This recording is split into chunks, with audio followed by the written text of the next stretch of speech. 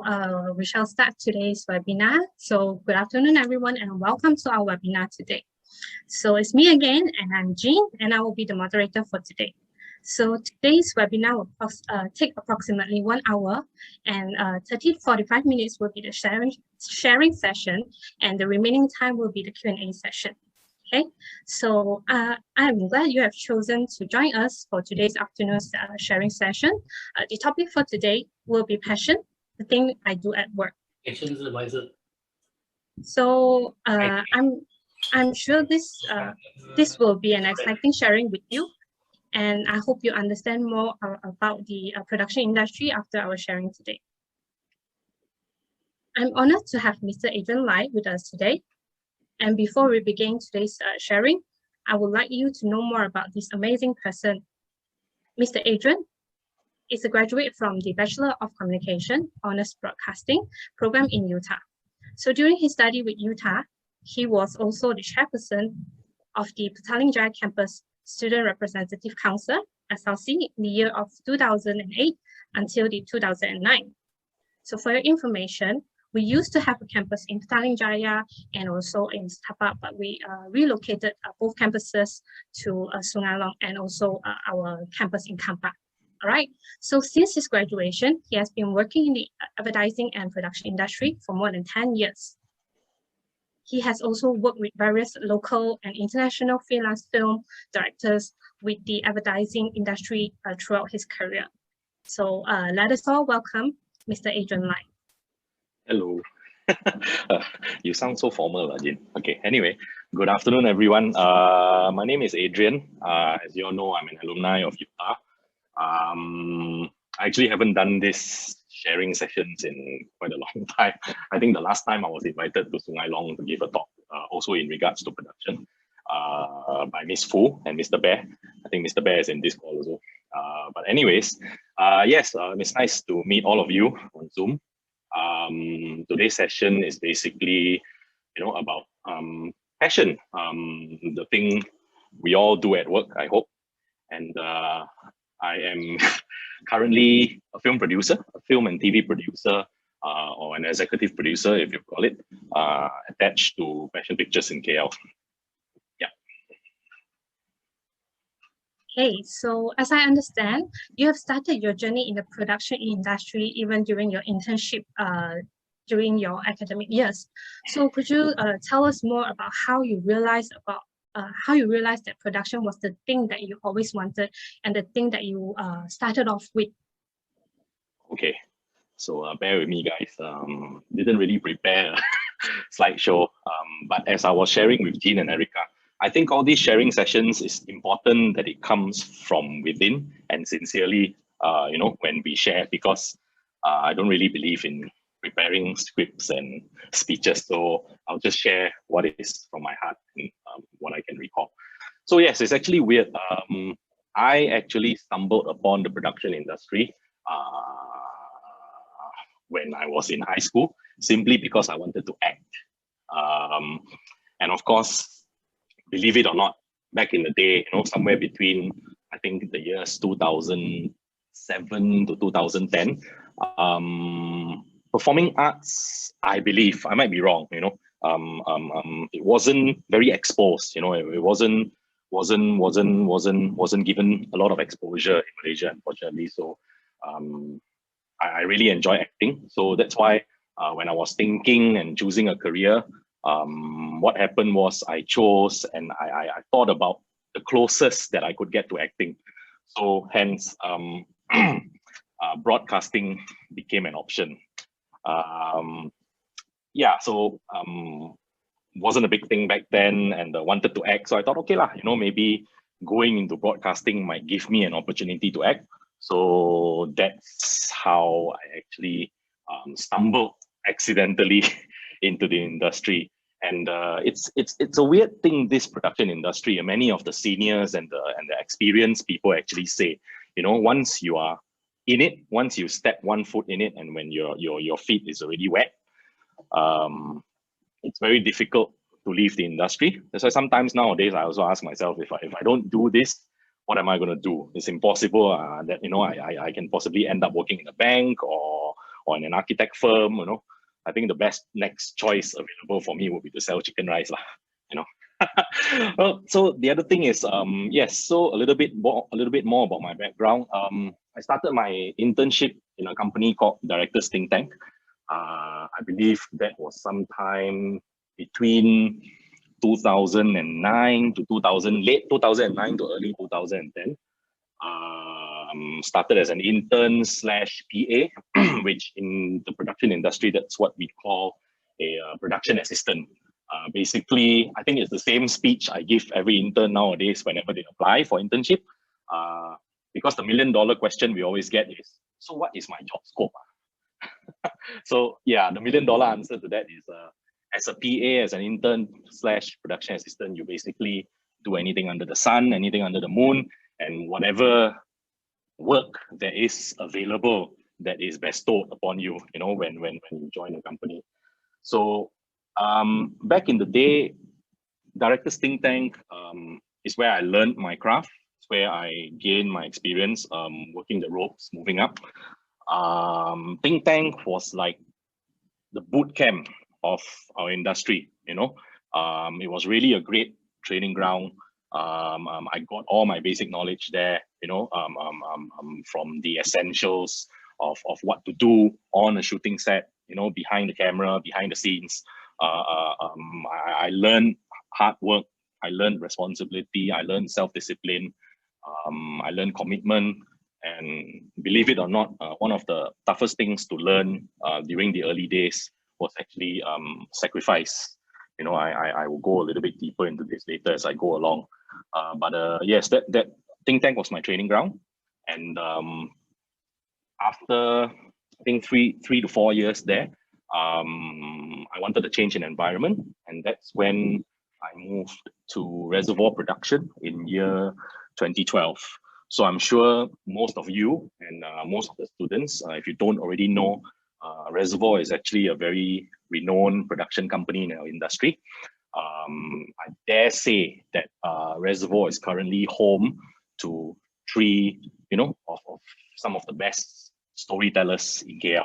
And one of them that most of you already know is Quek Xiu Chuan, whom happens to be my university friend, my university mate, and that's where I actually met him. So just wanted to highlight a little bit about how I met Quek. It's really weird because as I will be sharing a little bit deeper along the way, I was introduced to Quek while we were studying in Utah through a common friend. And at that time, well, we got close because we were both fans of Man U, and we watched football together, we lepak together. You know, very interested. We were very keen fans of hands-on work when it came to, you know, our coursework and assignments and things like that, which I will talk about later. So it was through futsal and football that I got to know Quek in uni, in PJ campus, at the Mamak stalls. And one day Quek came up to me and said, you know, hey, I heard from Mark, which is our common friend, that you enjoy acting and you like to act. Why not you come and act in my short film? And I was like, okay, whatever lah, you know, let's have some fun. So that's how I actually met Quek. I acted in his short film project as one of his main actors in his short film. I think the short film did very well. The Last Exit, which I'm sure Mr. Bear remembers as well. And we've remained friends until today. And being able to work with Quek in Reservoir was my privilege. Quek is actually my age. How do I put it up? I truly believe, you know, Quek has the potential to be one of the best, if not already the best storytellers in Malaysia, and really proud of him as a friend. And of course, apart from Quek in Reservoir, I also had the opportunity to work along the likes of Ismail Kamaru, who also himself has been directing quite a series of Petronas festive commercials. And yeah, so that was my history in Reservoir. And in 2017, 4 years back, I actually decided, you know, wanted another change in environment. So then on, I moved on to Passion Pictures, which I will also share a bit about the difference between these production companies a bit later. And yeah, I've been in Passion from February 2017 until today. Okay, so it's great to know about your how do you get into this production industry and so on. So as you mentioned, that Quack is one of the Utah alumni who is also working in this production industry. And I believe everyone here in Utah is also proud of Quack as well as Mr. Adrian here. Okay, so as you mentioned that there is a slight difference between what you are doing back then in your internship and also that Passion, right? So perhaps you can share with us more about the production industry and also the job scopes. What are you doing in the industry, and how does it go about in the production line? Okay. Wow, you're trying to trap me. This isn't in your script. Okay, so basically, the production industry is a very, at least to me, I'm a film and TV producer. At the end of the day, we are all part of the service industry. We answer to advertising agencies, we answer to clients, and as the trend is today, everything needs to be in Cantonese, pack lang jang. It needs to be cheap, it needs to be fast, it needs to be of good quality, and unfortunately, certain things like this is molding our industry towards a very dangerous situation. However, I think today, let's not talk about all the negative aspects, but let's share a bit about how the production industry is an interesting industry and how relevant it is to our students today. So at the end of the day, production industry, production companies, our jobs are to execute TV commercials, documentaries, music videos, online videos, etc., you name it. Anything that requires a camera pointed towards a direction and shooting something. That's our work.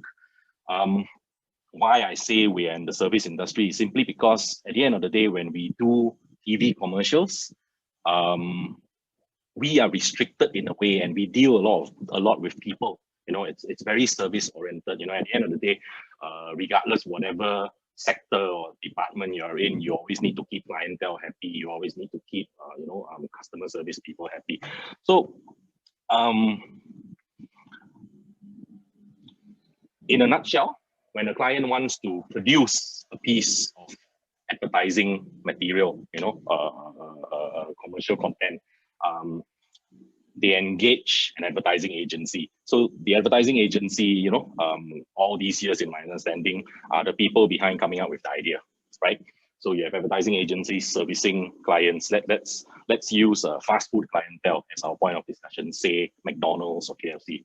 And also McDonald's, they are launching promos every month, every week, new meal sets, new products. So their advertising agency, which is Leo Burnett, Malaysia, they are busy. They are constantly coming up with new ideas to new stories and new attractive visuals, what should we call it, to attract more customers, to have more sales. So when an idea has been achieved and when the client has signed off on an idea, then the advertising agency then brings this project to an open page, where production companies pitch for these jobs.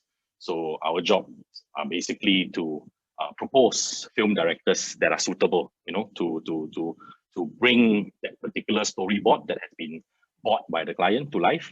And we as producers have to ensure that we provide the suitable directors whom reels fit that particular storyboard.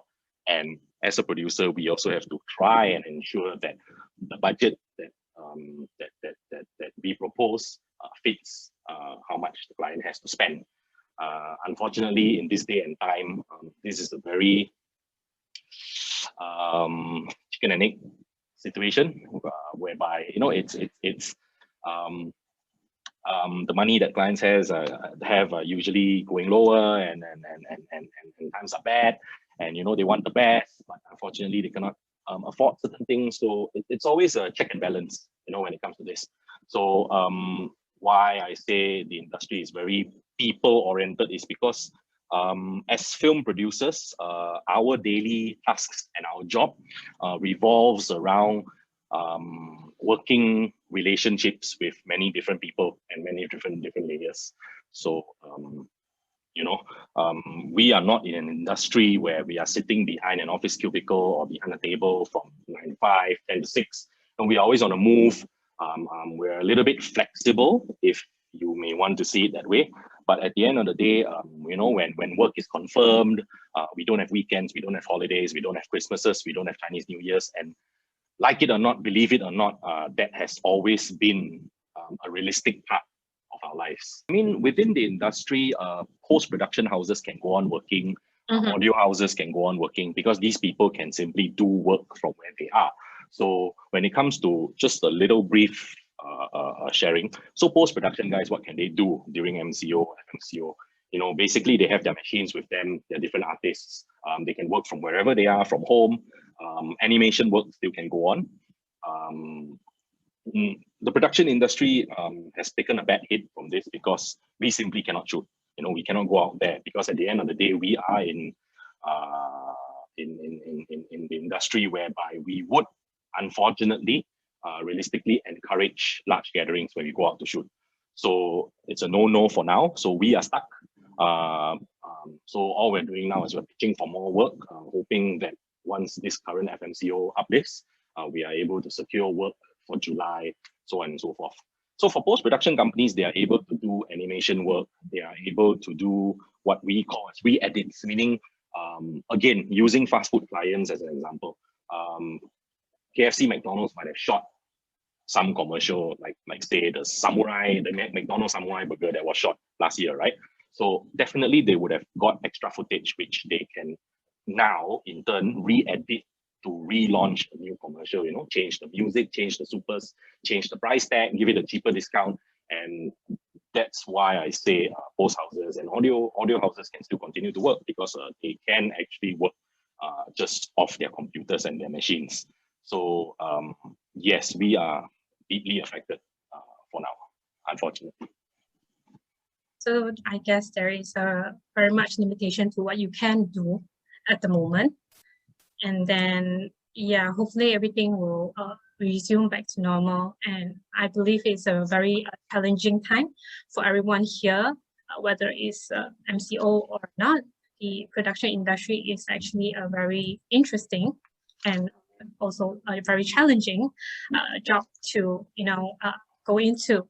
So let's talk about academic apart from the production industry. So as a graduate from broadcasting program, so how much this program is actually related to what you are doing or what the production industry is? I think Mr. Bear gonna call me after this. Don't worry, Mr. Bear. Okay. This one actually tell a little bit more. So basically, I chose Utah's broadcasting program because I feel at that time, when I was doing my research and looking at everything, the courses that were offered, the subjects that were offered were generally wholesome, and they covered most of the basic requirements and the basic aspects that we would need, when we ultimately graduate and come out to the industry. However, I have to be very honest. I mean, the one thing that I believe we went through this the other day during our rehearsal, and the one thing that I believe is important and critical for broadcasting students is obviously all the hands-on projects and assignments that we get in our papers and in our subjects every year. So you see, this whole broadcasting, correct me if I'm wrong, this whole broadcasting bachelor's degree is a total of encompasses a total of 3 years, and every year there is one big so-called hands-on project that we really, back in our day, I'm sure the students now as well, that we really enjoyed being a part of. Because you see, at the end of the day, why our industry, why this production industry is unique is because I feel the work we do might be the same, but every particular job that we are producing, or every particular job that we are directing, or that we are a part of, is somewhat different to our previous jobs. I mean, the theory is very simple. If you look at TV commercials, right? If any of our students are the type that are interested in, surfing, going through YouTube, looking at videos, advertisements, online content, you will actually notice that there will never be two particular storyboards that are exactly the same. So that what makes our industry that little tiny bit more unique compared to everything else. I mean, yes, filmmakers, directors, content creators, there will always be a point where they will need to be referencing of previous work, to get inspiration, to get more information, on the current work that they are doing. But at the end of the day, fact remains that there will never be two pieces of work that will be exactly identical out there. So that's what makes our industry so special. You know what I mean? So yeah. Sorry, I'm a bit lost. I was talking too much already. So yeah, we were talking about the program, and then from the program structure. Yeah, so that's why I feel as a whole, the important aspects about the whole broadcasting course are the assignments, which enable students to participate and get a real experience of what it's like to be actually behind the camera, to be behind the editing software, to be behind the computer screen. Because at the end of the day, when you are actually in the industry, this is exactly what you're going to be doing. There are no trial and errors. There are no second chances. I always tell my interns at least the same thing. I've been talking to interns over the years, from Reservoir until Fashion. I still interview interns nowadays whenever they apply for internship. It's important that the whole internship program is taken seriously, because unlike other sectors and industries, you can be given second chances in terms of, that there can be mock paperwork for you to do. There can be, things for you to observe. But in the production industry, it's different, because once you are in, you are literally thrown into the deep end of the ocean, and you are left there to survive. It's not that we don't want to teach, but that's just how it is. It's how our industry works, and then it's how it's always been. We guide and we give opportunity for them to get their hands wet, and then for them to really get things done. And it's important, because if you don't take this whole internship period seriously, and if you are seriously considering it for your future career path, then obviously these 3-4 months of your life would be very important for you to actually grasp on whether it's something you're going to enjoy doing or not for the next 10, 20, 30 years. Now, coming back to the whole course syllabus, back in our day, I'm sure it is now as well, what we usually look forward to, as I was explaining to you the other day during our rehearsal, would be our annual big course assignments. For example, for broadcasting students in Utah in year 1, our first big assignment was our radio DJ assignment, where we were actually given an opportunity, thrown into a studio. Of course, we were taught the syllabus, we were taught the theories, what to do, etc., etc., etc. We're thrown into a studio, the light goes red, and you're on your live, and it's like, it's moments and hands-on activities like this that actually molds you and shapes you, and to actually seriously test whether you like it or you don't. And what more in an industry that's so hands-on, so much practical work, that these are the things that students should be looking forward to. That's at least what we look forward to last time. In the second year of our degree, the next big project would have been our short film project, which, if I'm not mistaken, was under TV Production 1 paper. So yeah, the short film was a big thing, because it was a good exercise. You have a group course everyone is assigned a role. You have a director, a producer, a director of photography. You have editors, lighting person, grid person, and it's a good opportunity to engage in work like this right from college time, because it will already tell you whether you're going to be enjoying doing these things for the rest of your life, if ultimately a particular student chooses this, for his or her career path down the road. It means being under the sun for countless hours, sometimes even being needed to be under the rain. You are missing dates, you're missing movie nights, missing family time, missing weekends. I mean, that's what our life is lah. It's not trying to scare off anybody, but realistically, these are the sacrifices that are needed, if you eventually want to do well down the line. And also coming back, and then we go into year 3, we have the MCP program, which is the multiple camera program, which should be under television production too. That's where you also get the experience, of working in a live studio environment. It's a bigger team, this one. You have multiple camera operators, you have a studio director. I guess at the end of the day, what I'm trying to say is, from a broadcasting student's point of view, that ultimately ended up in this industry, the production industry. Okay. Back in college, these were the courses, and these were the assignments that we really look forward to. And I believe they were all critically important because, as I explained, it really gave us the whole atmosphere and the environment of just understanding and going through what we might probably end up doing in the future. As compared, I'm not saying that other subjects are not important, but you know what I mean, right? Yeah. Okay, so as I recall, I remember that one of your production was also given an award, if I'm not mistaken, right?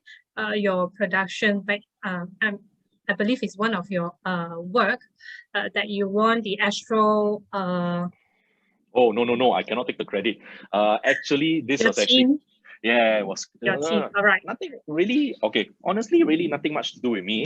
I so happened was part of that group of people, but yeah, it was never my work. I have to be honest about this. So basically, back in 2008, 9, 10, somewhere around there, there was this, I'm not sure if it still exists today. Unfortunately, I've lost touch with my 9, 10 years ago university stories. Back in the day, there was this very popular annual award show that was hosted by Astro. It was called the Astro Next Gen Contentpreneur Awards. Yes.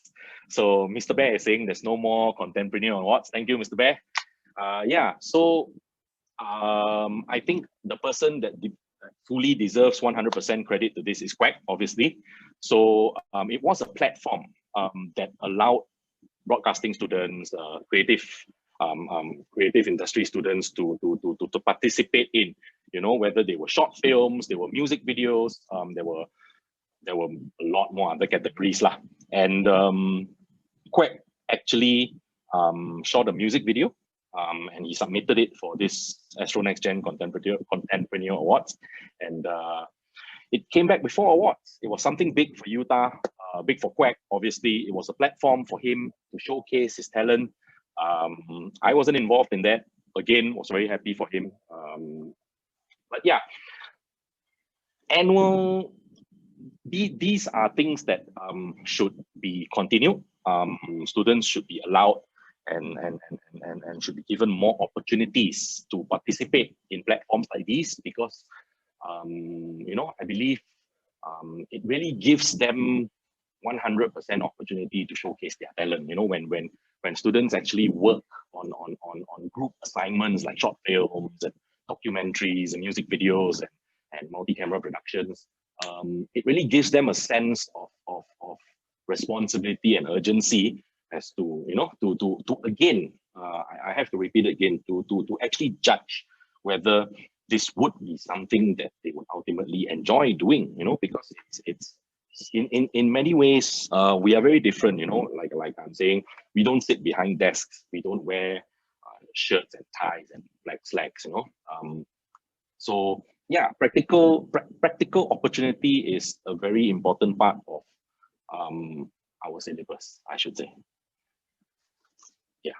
So which means that actually in the academic year, it's not just theory based and not just, lectures and so on. So you are given a lot of hands-on work, production, and also a lot of exposures to the outside world and competitions like what you mentioned.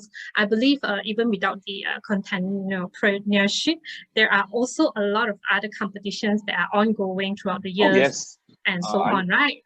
Of course, I mean, even for Utah students, I'm sure they've heard of this earlier. A few that we can name are the BMW Shorties, which is, if I'm not mistaken, I never participated in it. Quack's short film Guang, obviously won BMW Shorties.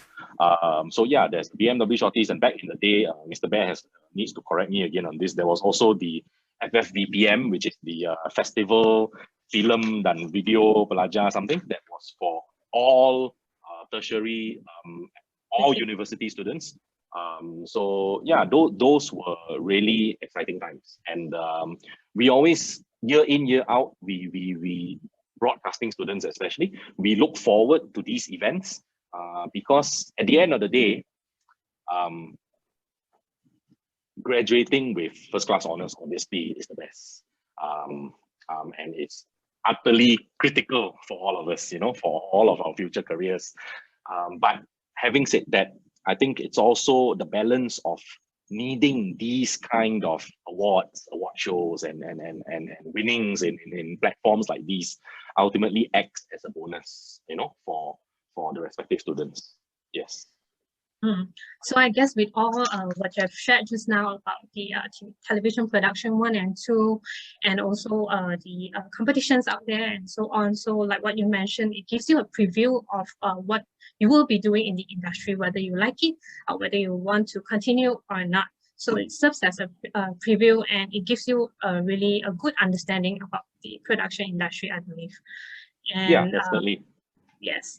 So as I mentioned in my introduction earlier, you were the SRC chairperson of the Darling Giant campus during your academic. So I believe that involving in the SRC will actually take up much of your time, and also your production and your broadcasting hands-on and everything. So how could you actually balance your academic years, your studies, and also your SRC? Wow, you trapped me again. Okay. Okay. Studies, I think, will equally be important. We are in regards to whatever course we are in, either we are studying to be a doctor, to be a lawyer, to be a teacher, or to be a film producer. Studies will always be important. So I think how I coped back in the day was more to the fact of very early on acknowledging that production is something that I ultimately want to do for the rest of my life. Jokes aside, that's why, again, sorry, I have to repeat this and put emphasis on this. I've been interviewing students for internship programs, I think for about 5, 6, 7 years now, ever since Reservoir. I've been interviewing interns, and up to Passion, all student emails come to me. The one thing that I always share with them is about the whole internship thing, whereby it's highly important that they realize that the next 3 months or 4 months or 5 months of their whole internship program would be the perfect golden opportunity for them to literally watch, observe, try, and ask themselves the million dollar question of whether this is something that they would really want to do for the rest of their lives. I know it sounds as simple as that, but once they are in, we see people, we see interns day in, day out. I've had interns that has left me after 1 day. of internship. I've also had interns that left me after 2 days, 1 week, 1 month, 3 months, you name it, we've seen it. You know, sometimes and sometimes when we bump into each other again along the way, we actually ask them, so what was it? What happened? You know, was it that difficult? What do you leave after 1 day, 1 week? Oh, I cannot take it. I couldn't take the stress. I couldn't take the hard work. But at the end of the day, I think it's, you know, yeah. I've got a friend who's just texting me. I believe he's watching this, you know, and you get to see interns who cry. You know, it's funny. It's really funny. You see all kinds of interns, you know. It's interesting because, again, being who we are, film producers, it's people relationships, right? I always tell Mr. Bear and Miss Wu that I enjoy talking to students. You know, I might sound like I'm very unprepared, but I enjoy talking from my heart. So that's why I don't like to pen things down on paper. So I just naturally speak. So you get responses like, oh, sir, I couldn't take it. It was so tough. I was very tired, not enough sleep. So then, okay, I mean, we have to be realistic. Of course, we cannot say, wow, you're so useless one. You know, after 2 days, you chow already. No, we can't say that. You know, at the end of the day, we have to have compassion and understanding, and we understand, you know, certain people can't take it, certain people can. So, which ultimately leads me back to the same thing. Please, I put this out to all students out there, especially for broadcasting and creative arts students. Use your internship period as your one sole chance, you know, to really learn, to really commit, to really sacrifice for that 3-4 months of your life. You know, I'm not saying you're going to go through hell. All I'm saying is you will go through what it's like to ultimately become a production person, whether you want to become a future producer, whether your interest is to be a director one day, or whether you have interest with cameras, with lights, film editors, it doesn't matter.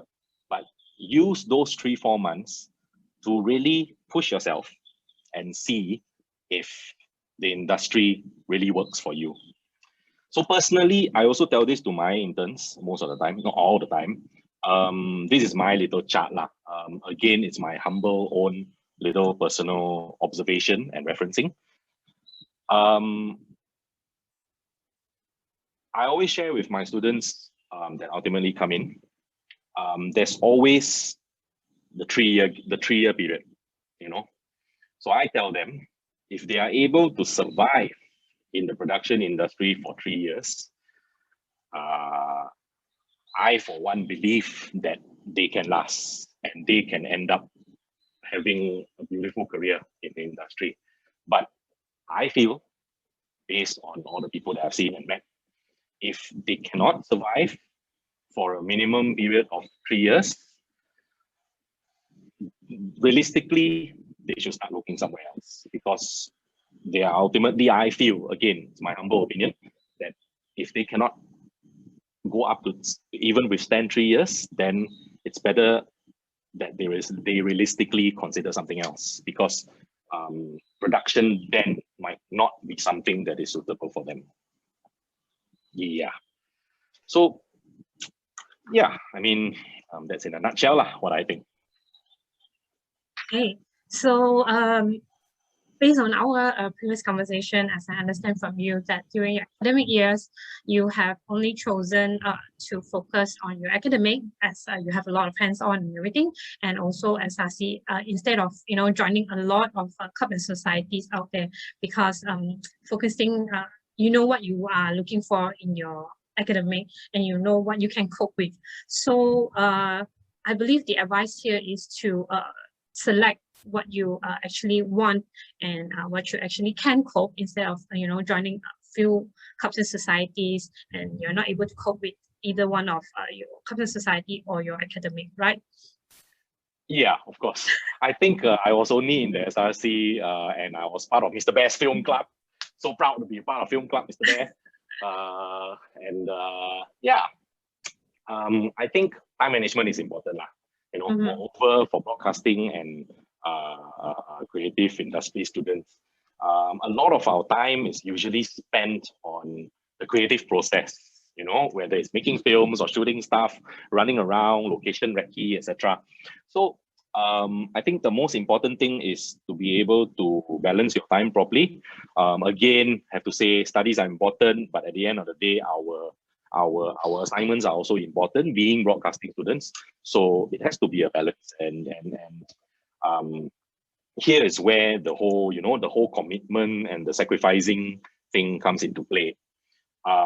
Whether people believe me or not, I mean, this has always been my personal thing. When I started my internship and when I started my first job at Think Tank for the first 3 years, I actually lost all my friends. This is a very personal experience, because at the end of the day, I think in life, this is a fact. Your friends ask you out, mamak ke, watch football ke, cinema ke, lepak ke. First time they ask you out, you reject. Okay, fine, I'm not free. Second time they ask you out, oh guys, cannot, I'm not free again, I'm shooting tomorrow. Okay. Third time they ask you out, I reject again. Oh, still not free. Now, I think this is normal human behavior. By the time I reject my friends for the third and the fourth time, ultimately, nobody invites me anymore, lah. You know, so these are the little sacrifices that we have to make, that you have to be prepared to face. You know, at the end of the day, this is a sharing session. I'm not here to scare you guys away. I'm not here to tell you how a nightmare our industry is. But there will come times, there will be moments in your life where you stop and you question yourself, you know, whether this industry is really suitable for me and whether I'm really suitable for the industry. Yeah, I mean, I'm happy to talk to anybody who wants to go into detail. You all can always PM me. I think there are certain things that we shouldn't share on Facebook Live. Okay, so joking, we yeah. have heard a lot from you. And the very last question, and I think most of our students nowadays, our SPM leavers nowadays, when they are actually trying to select which program they want to go for, the thing that comes into their mind is the campus. Yep. So since maybe when you're in Ipoh or when you're in KL and that program is actually offered in another campus, it may stop you from going for that program instead of, you know, following on what you want and things like that. So like yourself, you're from Ipoh, and this program was actually offered in the Petaling Jaya campus. Yep. Yeah. So what made you you know, decide and move all the way to Petaling Jaya to take this broadcasting program? This is another trick question, right? Okay, so during my time, excuse me, give me a second. Okay, sorry. Obviously, during my time, Kampa wasn't ready yet, so didn't have a choice of going to Kampa, right? Being from Ipoh. But anyway, jokes aside, like I've been saying along this session, I've always been pretty sure of what I wanted, headed towards that particular direction, whether it was acting or film producing or whatnot. So the end goal was to eventually reach KL. That's for sure. And from where I am, Ipoh, love my hometown, but unfortunately, I don't think production will be able to flourish there. I mean, that's reality. So why I chose PJ? I mean, it's not so much about why I chose lah, I guess. You know, I know you're having fun listening to my responses, but I think, like it or not, most of the universities and tertiary education was all centralized and focused in KL. So it's not like I wanted to go to Johor Bahru and do mass comm. But nevertheless, I think my Utah experience was pretty unique back in the day because you know, you as a student, as a high school student growing up, you always envision and you have the impression, you know, that going to university campus will be like that, you know. But ultimately, you know, when I ended up in PJ, I'm not trying to make fun of PJ campus or, you know, any mockery of PJ campus, but I think PJ campus was very special and unique in its way, because, you know, I think what's most important there was the environment, the lecturers, which many of us remain in close touch until today. You know, people like for me personally, I still keep in touch with Miss Fu, Mr. Bear, Dr. Carmen, Miss Cynthia, and many more. There's this lecturer I really I think his name was Vincent Fong. Oh, this is a funny guy. You know, I really miss people like that. And I think what's important was the campus environment and the lecturers and oh, definitely for PJ students, the surroundings, our famous PJ Mamak, which for those of you who don't already know, has already been torn down today. So that said, when I found out, yeah, it was an interesting place, you know, and after that, of course, for me, I got opportunity to see Sungai Long campus. Yeah, I also got the opportunity to see Kampa campus during the SRC days. There was a particular event there, and we were all invited to Kampa campus.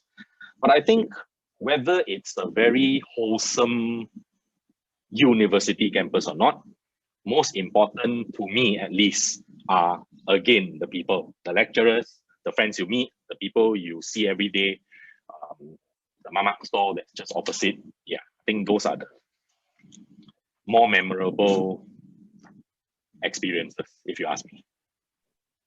So I guess outing at the mama is a must for everyone during their university life.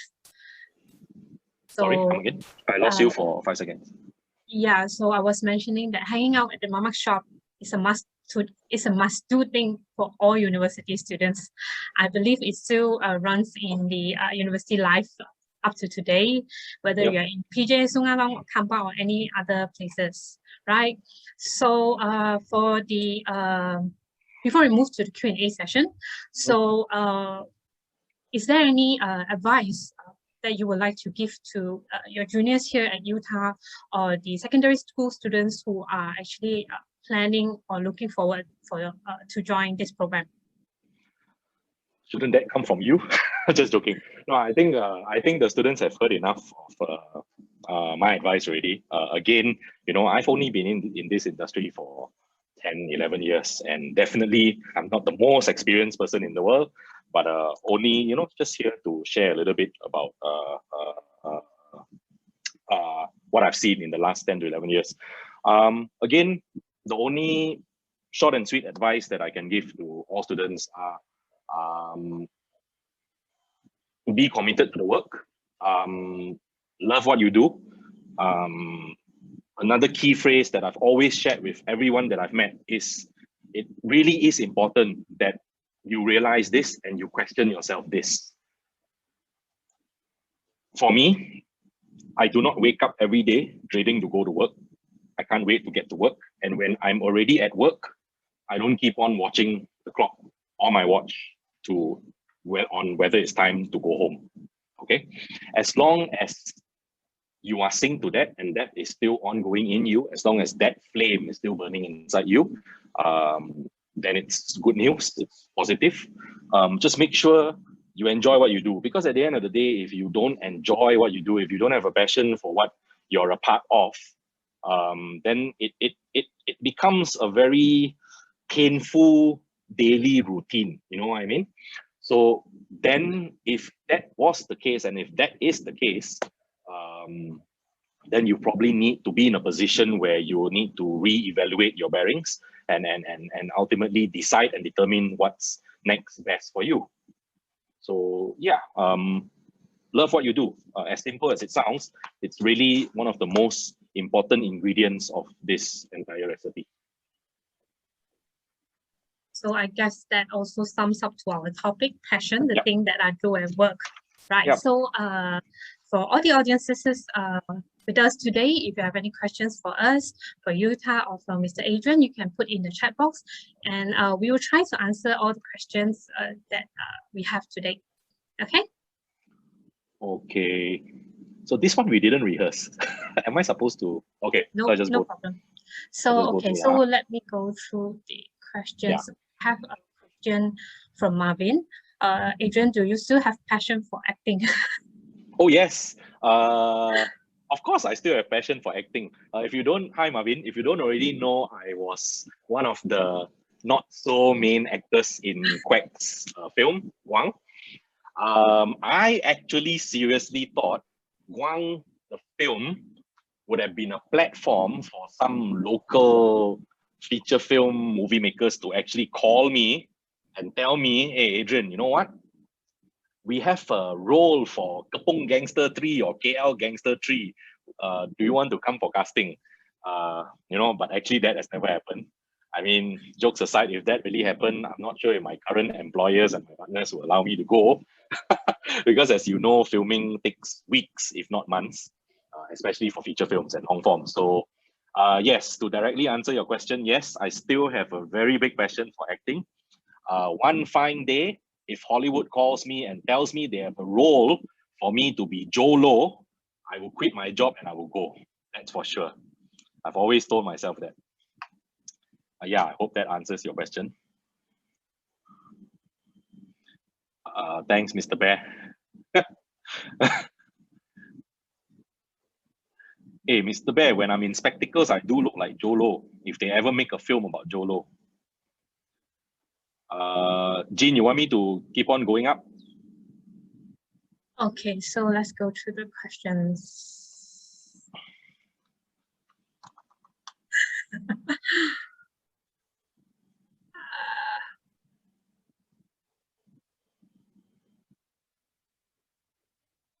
I think there's one from Chew Wee Lee. Oh, okay. So then what are the plus points in your line of work? Okay, it's funny, yeah. Hi, Wee Lee, right? Yeah. Well, one big plus point is you always get to work with famous celebrities. In my humble 10, 11-year career, I was this close to shooting alongside David Beckham. But unfortunately, that project didn't go through. It was supposed to be shot in Marina Bay Sands in Singapore. Unfortunately, Mr. Beckham's team had his preferred panel of production companies that he would want to shoot with. So it didn't happen. It was a video. It was a promotional video for promoting Marina Bay Sands. Beckham was down. It was crazy. I was all out to getting the job, but unfortunately it didn't happen. I've also had, in my 10, 11 years, I've also had the opportunity to shoot with Yuna. So happened, one of the directors previously in Reservoir, my previous company, he's Adam Sinclair. He's currently Yuna's husband. So back then we were shooting a lot of Samsungs with Yuna, with Quack as well. So yeah, Yuna is a lovely person. And for those of you who are interested, and for those of you who know, some of you might not, I've also had the opportunity to shoot with the late Grant Imahara. He's a Hollywood celebrity. So Grant Imahara was actually one of the hosts for Mythbusters years ago. And he was also one of the visual technicians that worked on R2-D2, that robot in Star Wars. So yeah, local celebrities for sure. I've worked with Lan Pepet from Scenario. The list is endless, but these are the few that comes to mind. Comes to my mind now. I think one of the plus points of being in this line of work is, I have to be very honest, because this Q&A, right, Jean? No, I'm just kidding. Okay, so really, we are in an industry where I don't have to wear shirts and ties and black slacks and black shoes to work every day. I don't have to kill myself to beat the morning jam by leaving my house at 5:30 or 6 o'clock in the morning, as I work in KL. Yeah, so we're in a flexible industry. Get to meet all sorts of people. Not only actors and actresses in front of the screen, as producers, as production people, when you meet advertising agency people, when you meet clientele, a lot of our work nowadays, in this time and age, most of our work are direct clientele. So you actually get opportunity to improve your people relationships. I've dealt with people from Touch and Go, from Petronas, from KFC, all direct. Um, funnily so, another plus point that most production people have, I believe I don't speak for myself when I'm saying this, but what I'm going to say next is every time when we work on a project, right, the blood and sweat that we put and all the drama and all the things that we have to go through on a particular project, at the end of the day, 2, 3 weeks, 3, 4 weeks down, and when you see the finished product on television or more nowadays on YouTube, on Facebook ads, etc., the sense of satisfaction is somewhat unexplainable in normal words. It's that satisfaction just gives you just smile to yourself, and it just gives you a sense of approval, you know, that you're really, you know, maybe I'm doing things right with my life. You know, and it's funny, it's everyone, you know, it's not necessarily just the director himself. You can be the producer, you can be the PA on set, you can be the driver on set, the caterer on set. But when given an opportunity to see the work that we were involved in on TV or on YouTube, Facebook, you need to study these people faces. He can just be the cook or the driver, like I was saying, but that sense of satisfaction and reward in their faces, it's really something incredible. I hope that answers your question.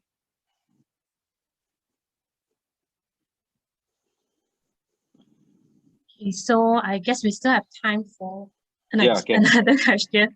So from Almas, what are the challenges you face in the production field during this pandemic period, and how did you overcome it? Hi, Almas. I think in this period, it's unfortunate for all production companies. We can't shoot because, in short, whenever we shoot, it involves a minimum of 30 people, I would say. That's minimal, really minimal, for any TV commercial. So, I mean, as production company owners, what we do is throughout the pandemic, on our initiatives, we keep on approaching clients directly, you know, to try and secure work for the following months. For example, what I've been doing in this current FMCO is I've been approaching people, approaching clientele, approaching advertising agency producers, you know, literally almost begging for work, you know, but we talk. We have friends, we have contacts. We try to secure work for now, at least for July, you know. Apart from that, what we also try to do is we try to encourage clientele to at least consider animated work. You know, they can be animation, they can be graphics work, work that do not require us to be on location shooting. So yeah, these are some of the things that, you know, that we have tried. Succeed a bit, fail most of the time, but I guess you know, it's all part of everyone's lives now, in this really disturbing period. You're welcome. Okay, great. Okay, so is there any more questions from the audiences today?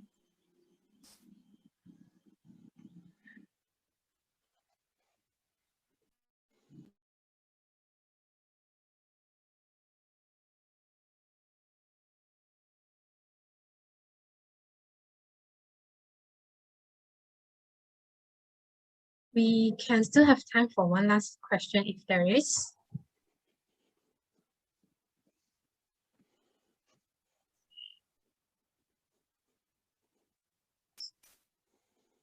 A message from Dr. Chong Lee. It is true, need to be committed once you work in the media and the entertainment line. Yes. Is that for me? It's just it's a message. Yeah. It's not a question, it's a message to you. Yeah, for sure. The commitment and the discipline and the responsibility is important. Adrian, how do you get casted? Hi Marvin, sorry, what do you mean? You mean for Guang or Films. oh, for films? Okay, I think this is just a little bit of general information. So if you are interested, I mean, now I know lah.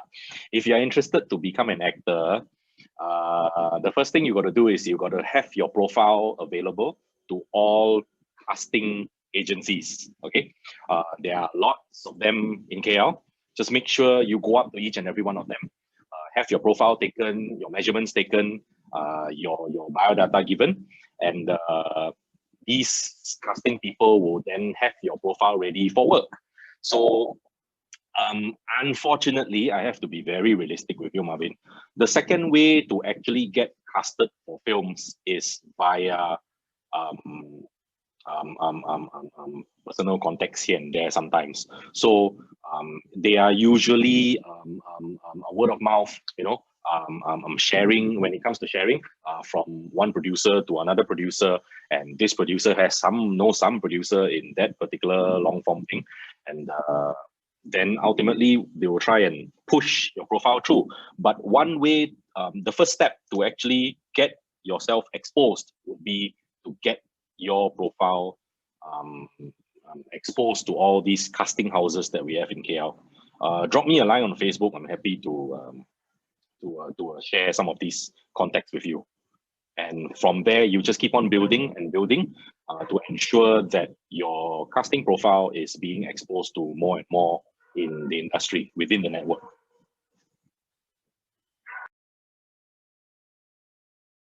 Okay, so I guess I need to prepare my profile as well and then send to you.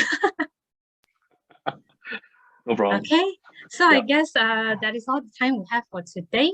And thank you, Mr. Adrian, and thank you everyone for joining us. So we will be having a series of webinar in conjunction to our Cyber Open Day, which will be every day. And then you can check out the webinars from our Open Day website, openday.utah.edu.my. And for tomorrow, we will be having a webinar on your pathway after SPM or O-level at 4 p.m. So for SPM leavers who are not sure of what programs you would like to take in your degree, or you're not sure what to do, you can join tomorrow's webinar, and hopefully you can find out more about your pathway.